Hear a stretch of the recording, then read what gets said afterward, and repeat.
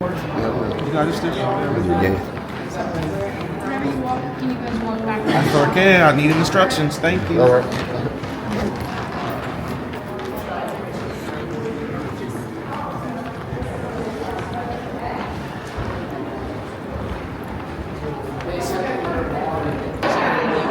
We can go ahead and walk by. Yeah, I mean, we walk around and see different things. Follow you.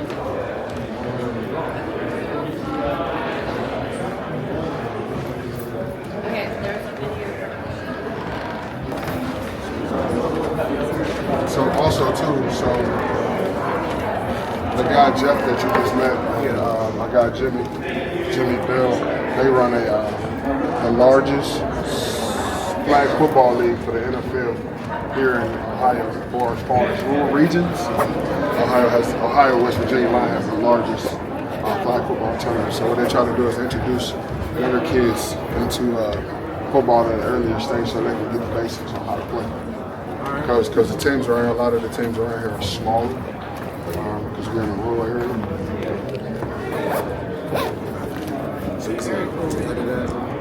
Yeah, him and so Jeff used to work for Fox Sports out in LA. He's originally from here, but he moved to LA and started. He's from here. Well, he's originally from here and moved to LA. Oh. He's originally from here, moved to LA, started working with Fox Sports, came back because his dad was sick. Then he was coming back to take care of his dad. Then he looked at the school of lectures and see that these kids had a lot of opportunities. So what he did was bring the media school here, kind of like Ohio Media School. So when you go upstairs, you're gonna see all these cameras, all the big, huge setup to give the students opportunity. They're all ran by teenagers. All teenagers.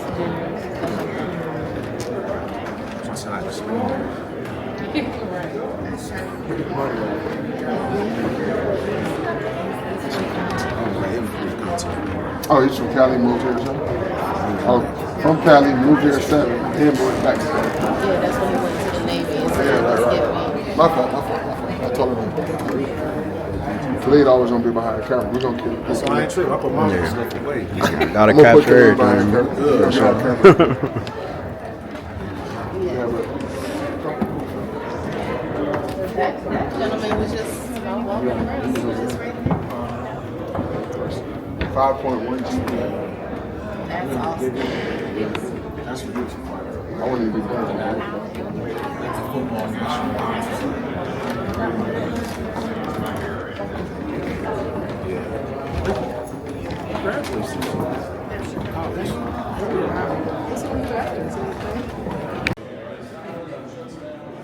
So,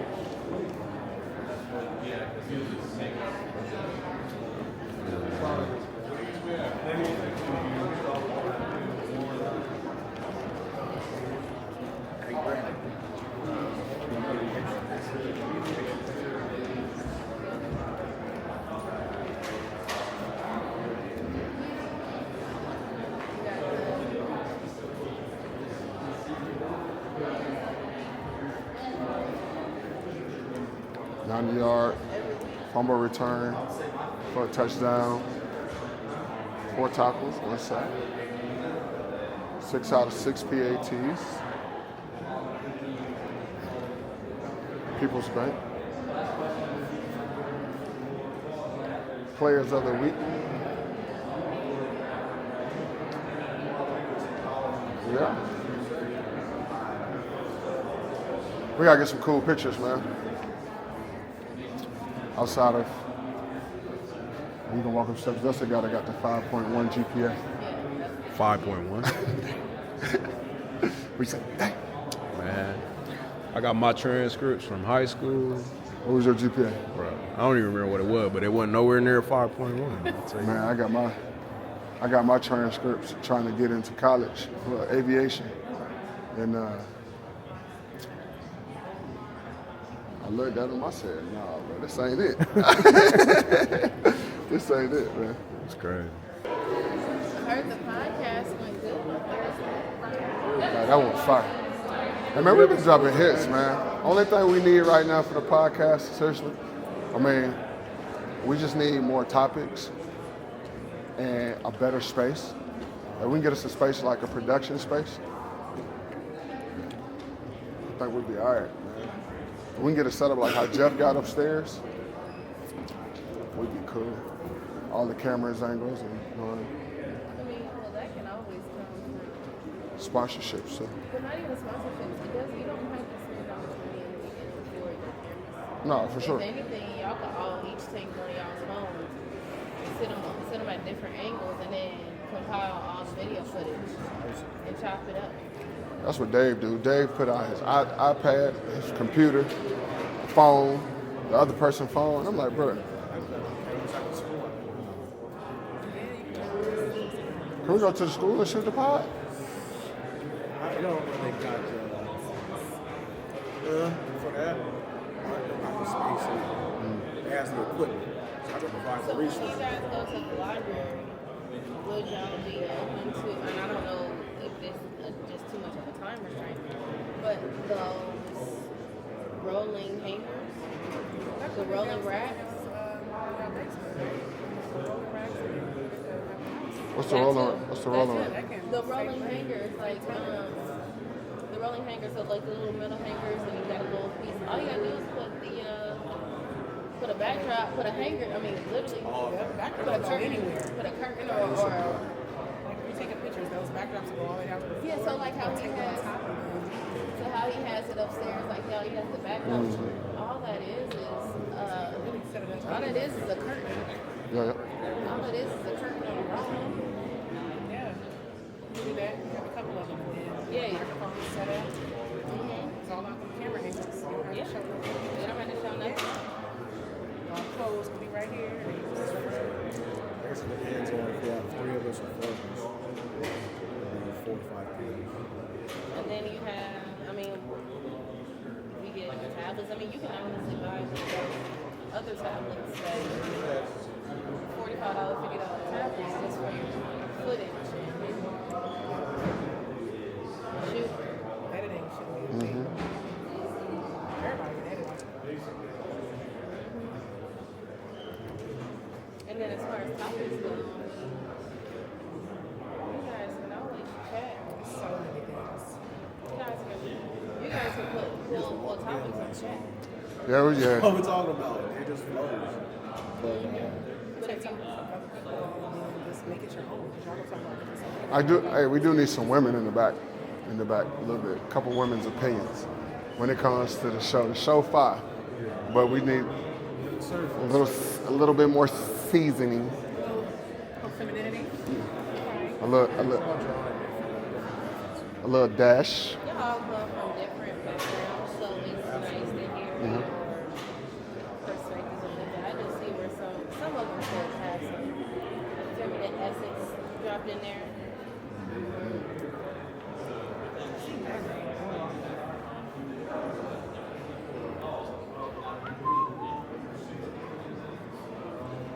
You're gonna be asked to do an interview soon. Oh, that's fine.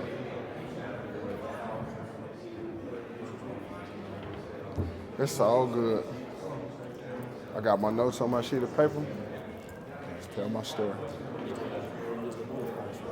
I did. So what I had to do is, chat's my assistant. So So I sit there and talk to it. I sit there and talk to it until I get it to where I want it. I'm like, man, it's just too much stuff. So when they gave me my bullet points, I actually did my speech this morning, and it was lit. Like, I just had a one-on-one with myself just in the mirror, and I was just like, oh, okay. I see where I can do this, I do that. But she was like, baby, can I hear? I was like, no, I want you to be all when you hear. I want to feel the passion about understanding exactly what I'm talking about, feeling the energy, moving the crowd. So now I just feel like I just been shaken up. Now I'm ready just to let it loose. Welcome back to the MOV To Go Network. We're here at the Parkersburg Arts Center here in Parkersburg, West Virginia for the 2026 Mid-Ohio Valley High School Football Awards Show. I'm joined here by Curtis Grant Jr. What an honor it is to have a decorated veteran like yourself in here, from a 5-star to a national champ. What do you have to say to people around this area, though there may not be 5-star talent? What do you have to say to them looking to exceed at the next level? I think a lot of times we get caught up in the labels. It's really not about having a label. It's about how much work you put in on and off the field. How I became a 5-star is not worrying about labels. It was the work that I put in, the dedication, and just having goals that I set out for myself to become better than anyone other than my competition to become better. I love that. I love that. As someone who played at the highest levels, what has stuck with you the most from being a high school athlete? Hard work beats talent when talent doesn't beat hard work. Anytime you can keep the consistency and always continue to learn and elevate your game, you might not always have the outcome that you want, but you'll be successful if you set out for the goals that you have for yourself. Absolutely. Kind of banking off of the last question, you've seen football from a kid to the pros. What is the biggest difference in mindset required at each level? It's the focus, level of focus. A lot of times, you get the fame, you get all the accolades, and you start building your own brand. And sometimes a lot of players forget about what it's about. It's about the game. It's about waking up and having a continuous routine and preparation and being able to have repetition as well, so your body gets used to being in these situations. And once you can accomplish a good routine to put your body through and to be able to show yourself that you can do it and build up your confidence, a lot of times the confidence takes you a lot further than the hard work. For sure.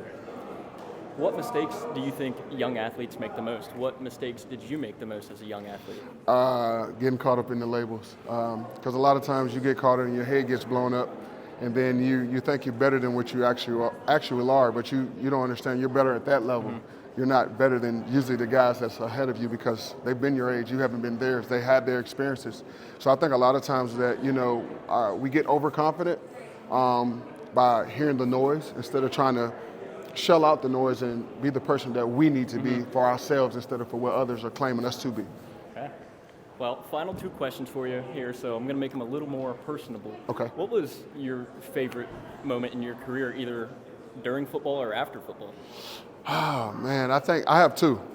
2 was my first one was with my dad as a young kid in my Steelers uniform playing catch out in the backyard.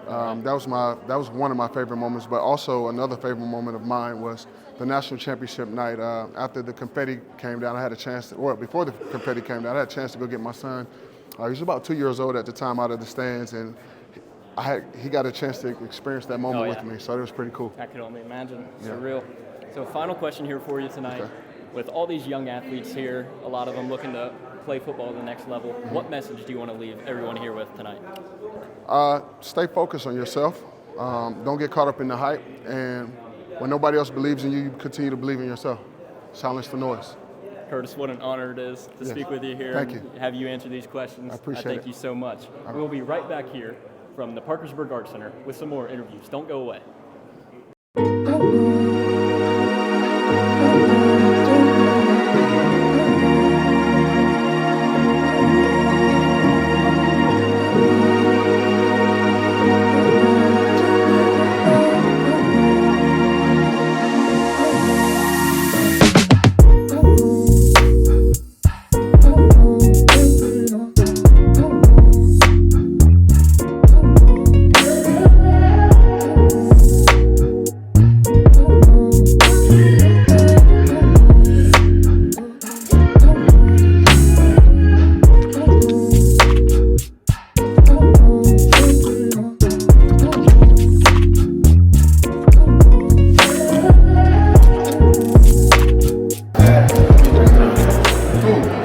They call me Curtis Grant Jr. I don't know where Curtis Grant Jr. I was wondering the same thing. I'm not a junior.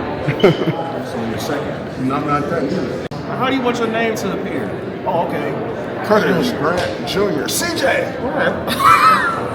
I go black ass. I wish somebody called me the fourth. I'm not the fourth, man. I'm junior. My whole family call me. Know my first name around my family is Junior. Junior! They, I just saw coming out, they hit you up. So Jimmy Bell played at Ohio State, bro. Okay. And I did a speaking engagement with him over at, right by your house, the Ohio Construction School. Oh, yeah. I know where you're at. Yeah, so bro, I went over there and Jimmy sparked it off and he was like, bro, I need a guest. He talked for 30 minutes, threw me the oop. I just wrote down what he was talking about and just told my story. Okay. And he was like, bro, you got to get. Like, what you talking about? He's like, have you spoke before? I'm like, no, I just talk. Yeah. I'm just passionate about what I do. And he was like, you build a brand out of it. And I was like, okay, well, whatever. You know me. Right. So then he introduced me to Jeff. And the rest was history. Yeah, matter of fact, we were having breakfast that day. Word. Yeah, we was having breakfast that day. Yeah. We was actually having breakfast today, and we left there. I left the store, met with you, ate, and went on.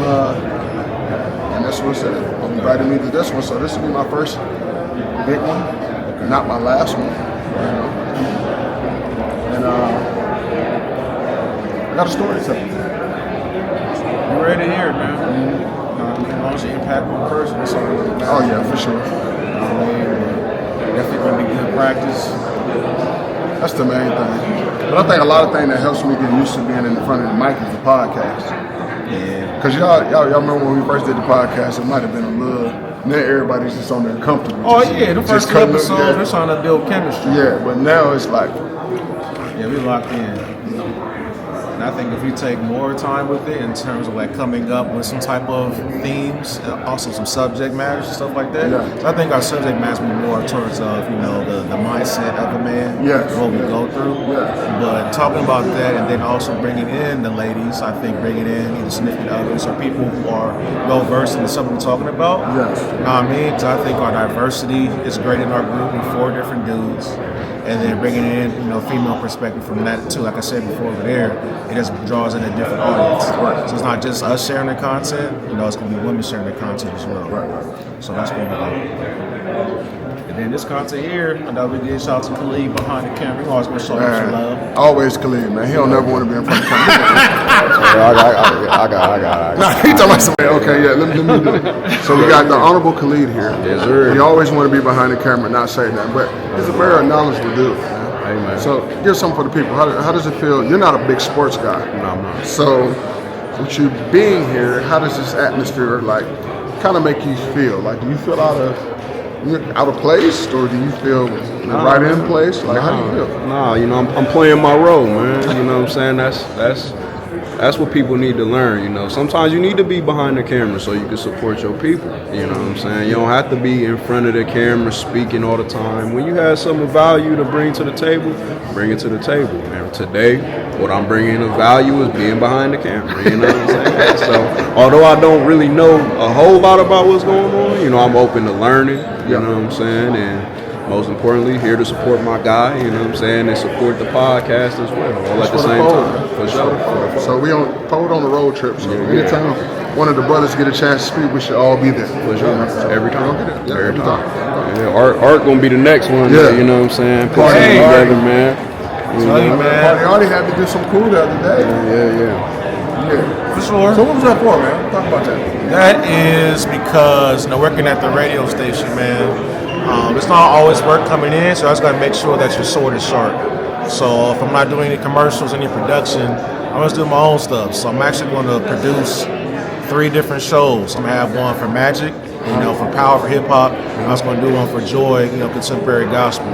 Okay. So I'm going to do it from beginning to end, station ID, music. I'm going to play my mixes. So I'm not playing traditional songs. I'm going to play the stuff that I mixed down. And what I gave to you is like kind of in between songs. Yeah. Like I can be talking, or I can just bring in somebody else to talk. Yeah. So I wanted to make sure that you're there, plug in the business, of course. I'm going to have my niece on there. I got Toya doing traffic and weather. So I'm going to do a whole... Oh, you got Toya doing Yeah, traffic and weather. man. So I'm trying to do a whole bit, man. 'Cause everybody's saying radio's dead, but it's not. I'm just trying to freshen up a little bit. Right. So it's my whole thing, man. That, public speaking. So we're going to get to this money on. Hey, look, I tried to make that 95.5 magic. Sound real sexy. Hey, man. Yeah, I tried to make it sound sexy.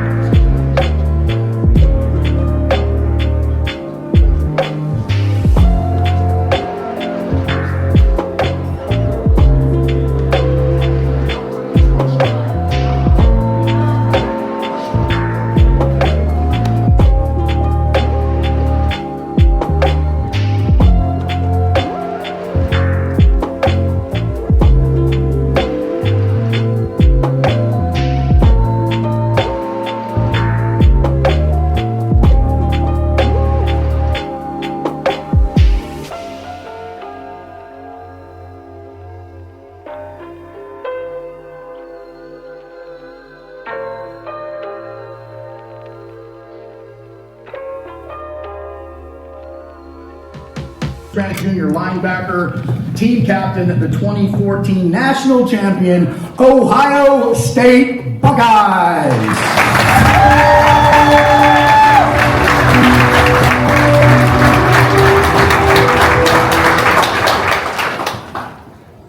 Can everybody hear me good? Down in Parkersburg, West Virginia. It's a pleasure being here at the award ceremony.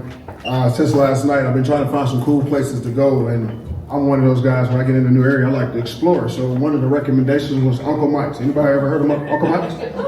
Anybody Uncle Mike's? I was recommended not to go there, so tonight, I think I'll just be here and do my speech. So, who has big dreams and aspirations by a show of hands?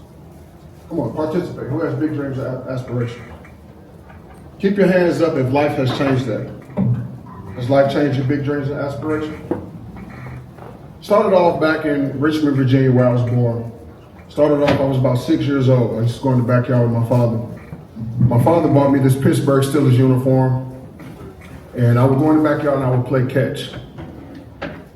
Well, my dad, he introduced me to the sport at a young age.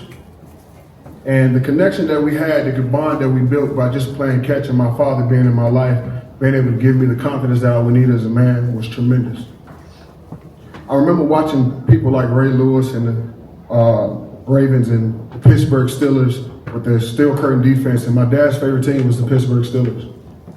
So when we would play catch, he would do this thing where he would toss me the ball and I would take off running and I get the tackle. And now mind you, my dad is 6'4", 270 pounds. At this time, I'm this little, tiny, super giant. I've always been the biggest kid in the room. My dad brought to my attention one day, he said, "Son, would you like to play football?" And I was ecstatic. I couldn't wait to play. So he had a guy on his team by the name, where he worked at a correctional office, juvenile correctional officer, and his name was Coach Moses. Coach Moses had one spot left, just one spot.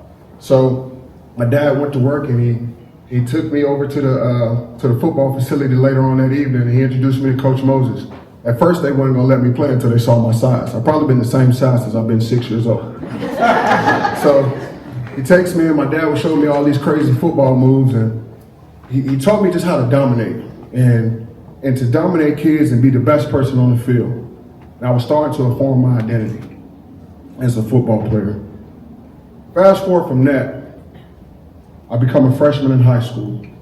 All the things that my dad has taught me throughout Little League, middle school, and now it's my time to be on the big stage. I get an opportunity to play JV football like most of you guys in here, but once again, I'm one of the biggest people on the team. So fast forward throughout my JV season, I get an opportunity. I used to be the water boy. I used to stand on the sideline, I remember vividly, and I used to give all the starters water and be the ball boy, toss it to the referee. And I say, I always say, I can't wait to play varsity football. So I used to get a jersey every Friday, every Thursday night after the game. I would get a jersey and I would put my jersey on and I would go to the sideline and I would be the water boy. I used to have 49. Now I don't know about you guys, but 49 is not the number for ideal, for your swag. We look good, we play good. And so one night, it's the last 3 games of the season. My dad varsity's been calling me up. He doesn't know that I've been practicing with varsity. He always thought I played JV because he always thought the other guys were bigger than me. But he didn't realize how big my heart was. So this one particular night, he sees I come in, I have a different number. He's like, "Hey, what's that jersey doing there?" And I said, "I got called up to varsity." So this one particular night, he wasn't, my mom and him weren't able to show up that night. And I thought I was gonna get called up to play, right? So coaches get ready, we're up by 1 million, and coaches get ready to put me in the game, and time runs out. The offense had the ball too long. So this one particular game, the next game, our starting middle linebacker, coach was always not big on playing freshmen. Our starting middle linebacker went down. So we're playing the best team in the city at this time. It's probably about 8 to 10 Division I athletes on the field at this time. Everyone on the field had multiple scholarship offers.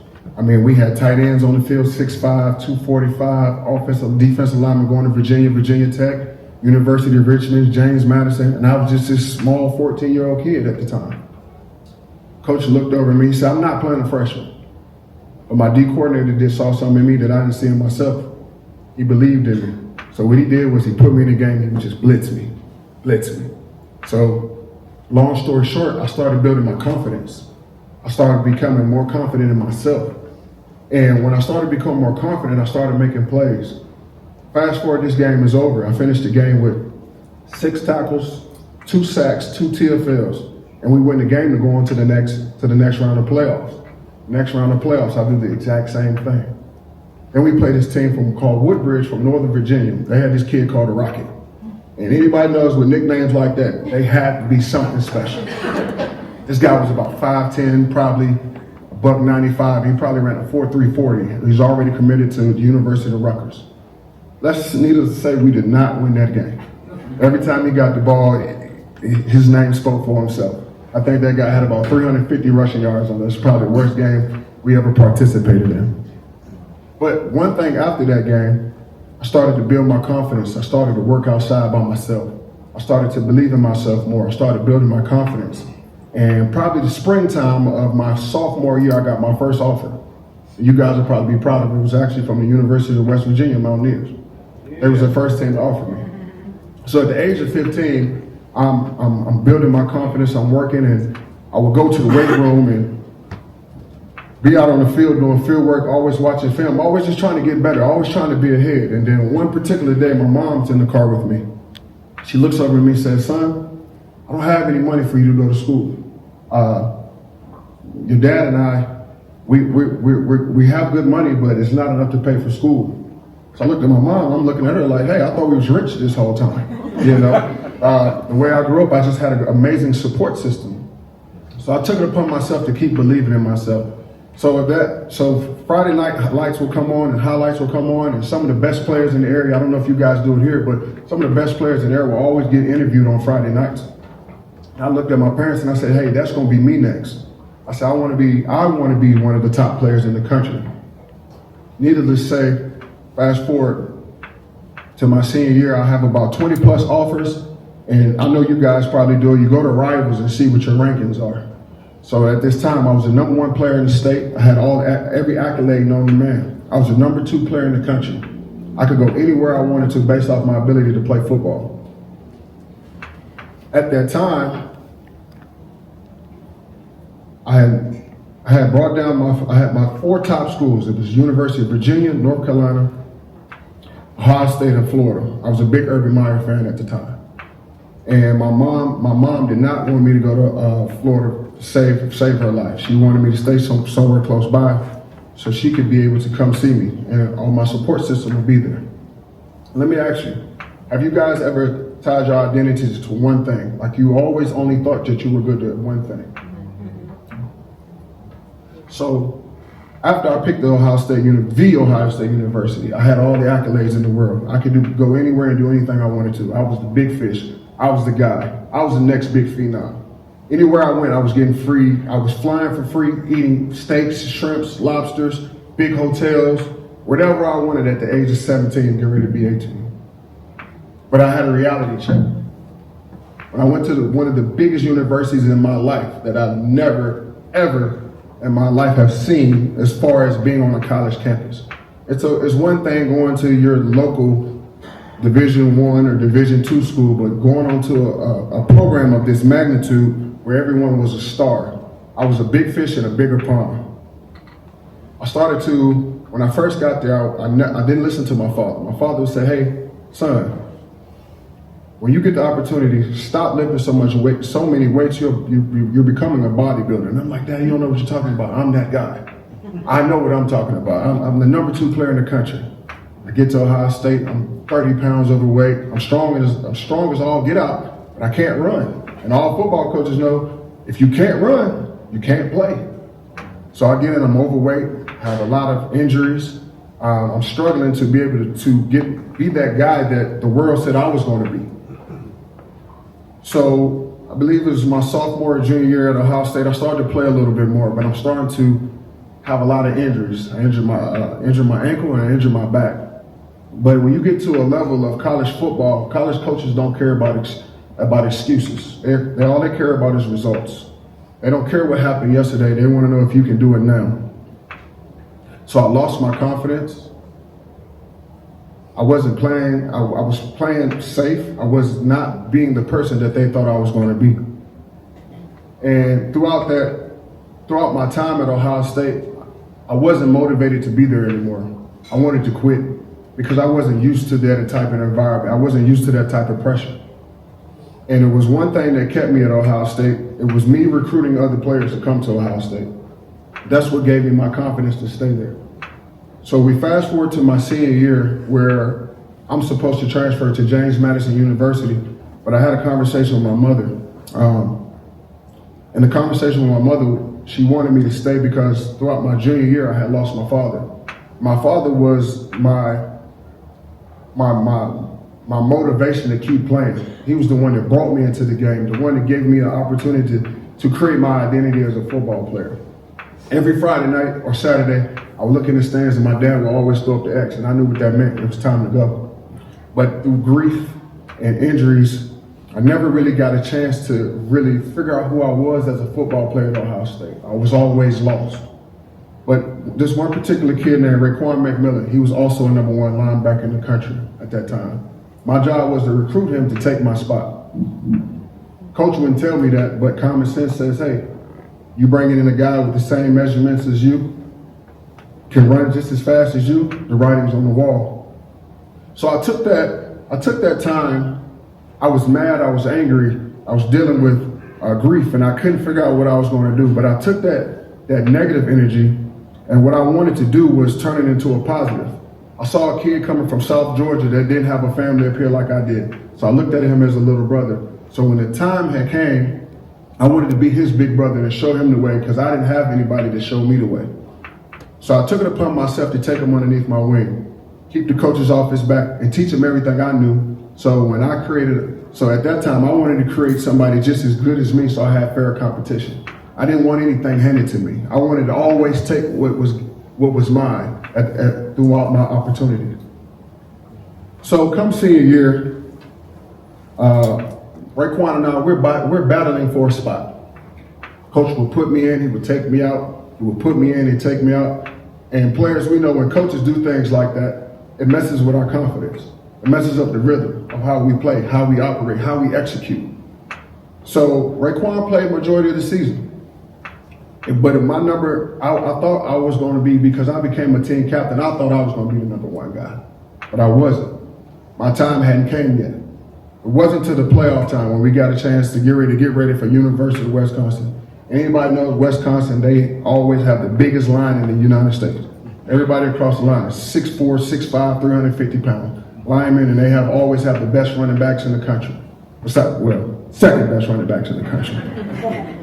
So this time I feel this energy. I feel this spark again. I feel wanted. I feel ready to get ready to go play. As we get ready to go play at the University of Wisconsin, you guys don't realize we won that national championship with our third string quarterback. I had one conversation with Cardale Jones and said, hey bro, we got your back. Let's go ride tonight. Defense, we rallied around one another, and that's what my number was called. My number was called to lead that team. I wasn't ready to lead at the time I thought I was ready to lead. I was ready to lead through adversity, through those last 3 playoff games. Throughout those last 3 playoff games, I wasn't the best player on the field, but my job was to keep the team motivated, to keep pressing forward to win that national championship. I made some plays, but I didn't do what I wanted to do, but I did enough for the team. Fast forward through that, we make it to the national championship. And the coolest thing about the national championship, yes, we played and we won the first one. But watching the confetti come down, the trophy ceremony, and my son sitting on my lap, it meant the world to me. And it was like, job well done. After my senior season, I had a chance to go as an undrafted free agent. And anybody knows that you've waited all your life for this one moment. And I just wanted to be a drafted player. But I played less than 60% of the snaps at Ohio State. And I'm watching the guys' names go across the ticker. I know I wasn't going to be a day 1 or a day 2 guy. I knew I was going to be a day 3 guy. I had guys calling me from the Colts, the Cardinals, the Dolphins. They said, hey, we're going to take you next pick. And I would watch. After they hang up the phone, they do it really quick. And I'm waiting for my name to come across the bottom of the screen. And my name never showed up. I go upstairs. I wasn't even Mr. Irrelevant. I felt some type of way. Because once again, I have to be that guy that's not getting the applause. I go upstairs, I slam my door and say my career is over. Probably 20 minutes later, my agent calls me. My agent calls me and I have my first team. My first team was the San Diego Chargers. So I go out there for about 8 months and I get cut, come back home, I work for UPS. I'm doing the holidays seasonal package guy, I'm running around. And I mean, this is worse than football at this point.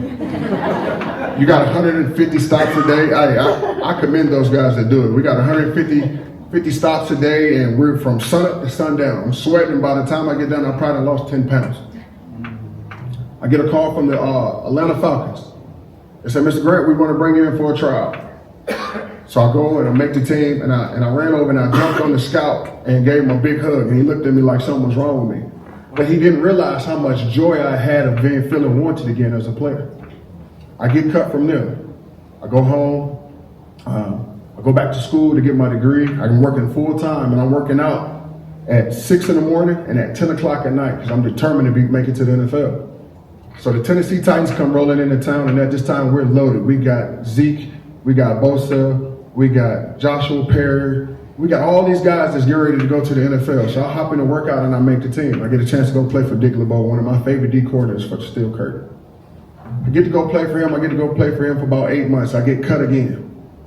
And at this time, I had put so much into this that I thought this was my time to shine. I was the leading tackler on the team. I was motivating the guys. The guys was believing in me, but what they did to me was they wouldn't let me play special teams. And we all know that if you're not the big name guy, most coaches will tell you gotta find value in the small things. I get cut from that. And when I got cut from that crushed me. I drove home and I probably cried a whole hour before I could get my emotions in check because I've never worked for something so hard in my life to have something taken away from me.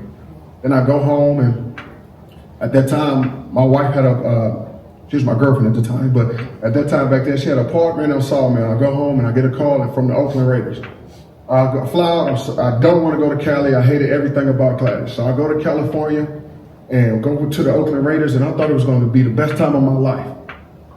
They had me in this rundown hotel.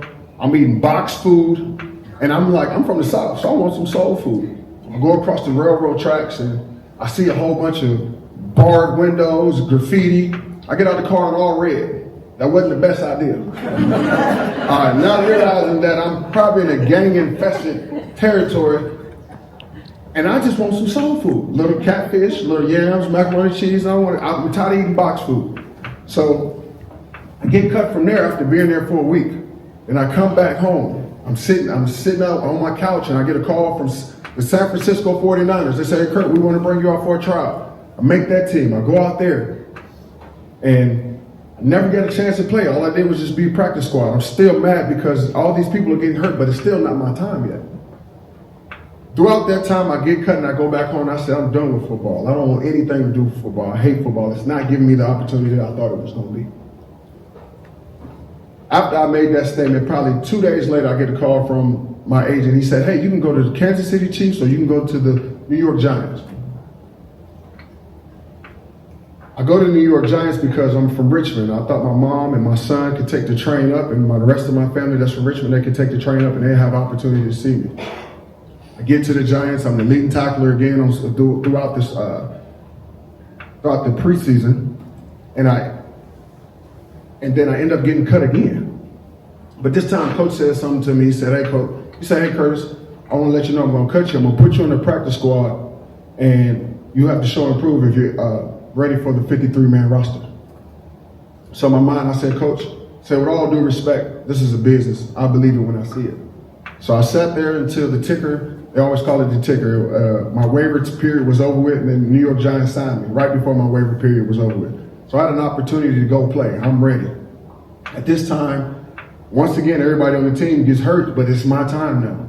They say, hey, Curtis, look, we're going to want you to stay with the team tonight because it's a possibility you're going to play on Monday Night Football.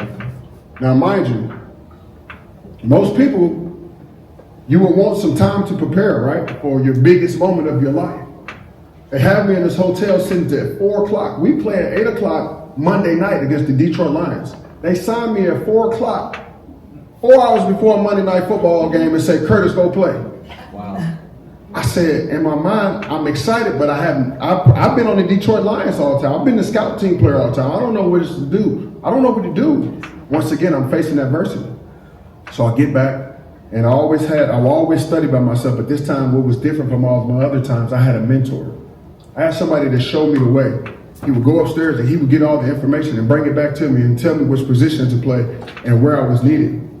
And so one day I went out on the field and I'm messing around, and coaches, all high school coaches know when you get tired, when you give somebody an opportunity, they still messing up. My special team coach, he cusses me out in front of everybody. And one thing about me, I hate being embarrassed. So I said, I took it under the chin, but I took that as he wants me to play. So I'm playing. Next thing you know, I'm playing very well. I went from being the most hated guy on the team to the guy with the most responsibilities. Once again, I worked my way up from being an undrafted free agent to being an honorary captain on a Sunday at a 1 p.m. game versus the Kansas City Chiefs. So I'm having my moment. I'm excited. I've been waiting for this all my life. We fast forward to Thanksgiving night. I got proper treatment. We played on a Sunday. We got to play on a Thursday. And as a football player, it sucks because your body doesn't have time to recover. And I think weeks before, I had a fractured foot that I couldn't tell the doctors about, and I probably had a partially torn ACL that I didn't know anything about. So I'm playing. I'm doing very well. I'm heating up. I'm making plays. I'm getting ready to make my 4th tackle in a row. The guy pushes me in my back.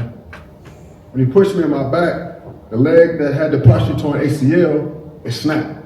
I couldn't even stand up. I couldn't walk on my own. I was carted off the field. I walk in on a Monday. I said, I'm getting ready to play the Raiders. The doctor said, he looks at me and said, your career's done. You won't be playing no more this season. So at this time, I'm sitting here, I'm lost, because football is my identity. I don't know who I am. I've always worked outside of football, but I never had an opportunity to do anything else because in football, it consumes so much of your time. You end up becoming in your own habitat, your own ecosystem, where you can go to anybody at any time of the day and they always have an answer for you. So once all the applause was gone, I wasn't in my jersey anymore, my phone stopped ringing. I started going through an identity crisis. All the stuff that I didn't get a chance to experience doing football, my grieving from my father, not being able to play, all of this stuff starts to rush against me. But I didn't understand my purpose. I didn't understand what God was doing with me for others. I was on all these big platforms and I didn't know what for. I didn't know why I was in those positions. I didn't understand that God was using me to help change other people's lives. God had given me the tools and the tools to take other people's on their journey, to be their tribal guide advisor.